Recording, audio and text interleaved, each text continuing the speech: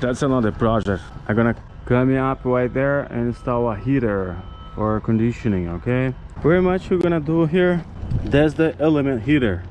Okay, gonna be installed on that equipment.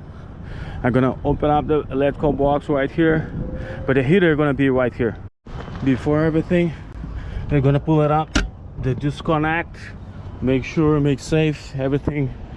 Sometimes when I buy equipment like air conditioning, doesn't come with a heater element, especially if you live in a hot place. Make sure get the same number, serial number from the equipment, and buy the same one for the correct equipment.